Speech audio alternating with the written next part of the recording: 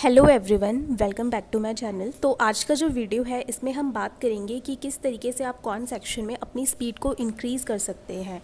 Speed increase करना इसलिए बहुत ज़रूरी है क्योंकि कौन सेक्शन करने के लिए, इनफैक्ट तीनों सेक्शन के लिए आपको 20 मिनट्स ही मिलते हैं। अगर मैं प्रीलिम्स एग्ज़ाम की बात करूँ और जो मेंस होता है उसमें आपको 45 मिनट्स मिलेंगे। तो कुछ लोग कहते हैं प्री के लिए जो स्पीड है मेंटेन करना वो बहुत इंपॉर्टेंट है, ये बात बिल्कुल सही है, लेकिन मेरा मानना है मेंस में भी जो स्पीड होती है वो बहुत काम आती है। क्योंकि देखो, अगर आप फालतू के मेथड से कैलकुलेशन करते हो ना, तो कहीं ना कहीं आपका बहुत ज़्यादा टाइम कंज्यूम करती है और इतनी देर में आप कोई दूसरा क्वेश्चन कर सकते हैं।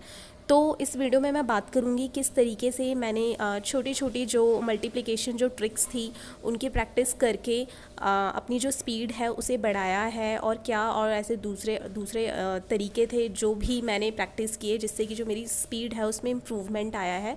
तो इन्हीं सब चीज़ों के बारे में मैं आपको बताने वाली हूँ, तो बने रहिए वीडियो में, मैं आपसे शेयर कर रही हूँ।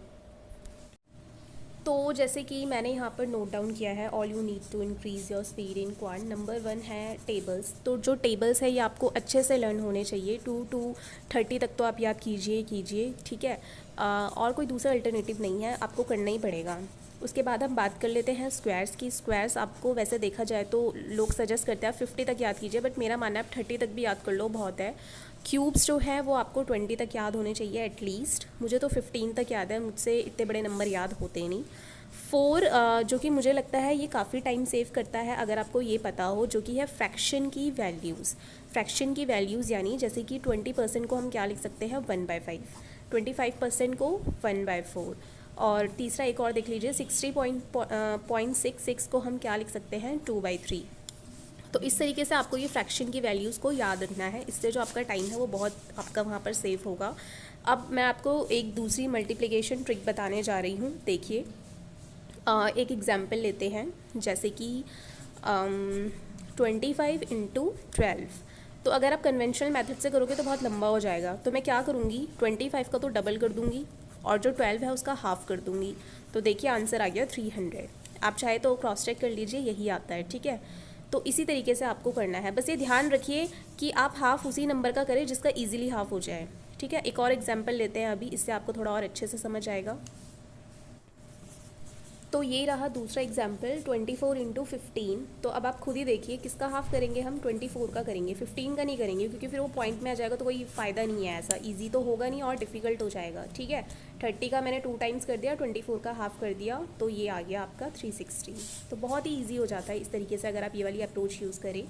अब बात करते हैं स्क्वायर्स की, उन नंबर का जो कि 5 से एंड होता है, जैसे कि 25, ठीक है। 25 तो 5 का स्क्वायर करो, 5 5 जा 25, और जो आगे का जो 2 है उससे एक बड़े नंबर से उसे मल्टीप्लाई करना है, यानी एक बड़ा नंबर क्या होता है 2 3 जा 6। 65 का देखो अगेन, 5 5 जा 25, 6 का एक नेक्स्ट नंबर क्या हुआ 7, तो 6 7 जा कितना हुआ 42। एक और एग्जाम्पल ले लीजिए, 95 का लेते हैं।